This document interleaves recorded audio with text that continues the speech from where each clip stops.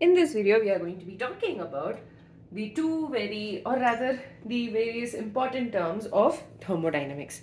Okay, the first one is system and surroundings. Now let's take a chemical reaction. Over here, I have this glass jar, okay, and let's first look at the initial temperature. It's about 98.8 degrees Fahrenheit.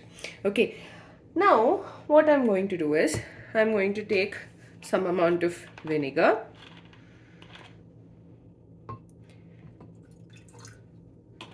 And to it I'm going to be adding obviously baking soda, and due to this what's going to happen is so we have the formation of these beautiful effervescence taking place. Okay, so in the reaction you have sodium bicarbonate. Okay, sodium bicarbonate is reacting with acetic acid, that's in vinegar, to give us sodium acetate, carbon dioxide and water. Now this particular glass jar in which this reaction is taking place is going to be our system. Now initially we said that the temperature is about 96 or something, right? So now what I'm going to do is let me add just a little bit more bicarbonate because I feel like the reaction hasn't completed. So this is our system. Now, every other part of the universe, which is not the part of the system, is going to be the surroundings. But as such, it's only going to affect, this particular system will only affect the ones which are close to it. And so, we assume the closest area which can be affected by the system is considered to be the surroundings. Now, let's look at the temperature again. Okay, there's an error which is showing, but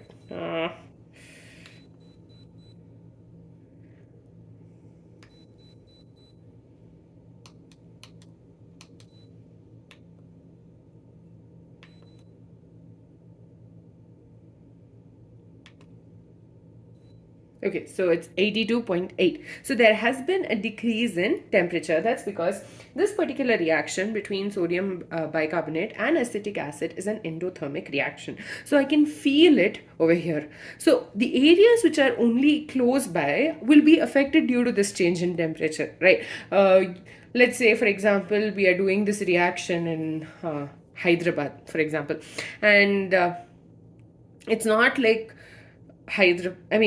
as such in one particular place in Hyderabad, then they're going to be like, if at 10 kilometers distance, no one's going to get affected because of the fact that this reaction took place. So generally, the system is considered the one which is being observed, and the surroundings are the ones which are interacting with it.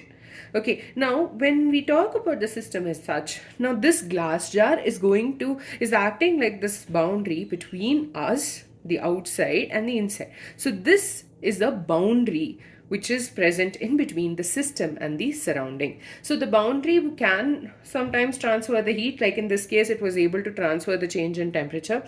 And on the other hand, there are some boundaries which are imaginary, there are some boundaries which are real. So you have different kinds of boundaries that do exist. But in essence, system and surroundings are very important, right? System is the one which we are observing. Surroundings are everything, every part of the universe apart from the system that is being observed. But to make it easy for us to understand, or rather for it to make more sense, the surroundings is considered to be the part of the universe which interacts with the system, and that leads to a change in the surroundings as well. So with that, we understood two very important terms about system and surroundings. In the next video, we will be continuing and learning about the various types of systems.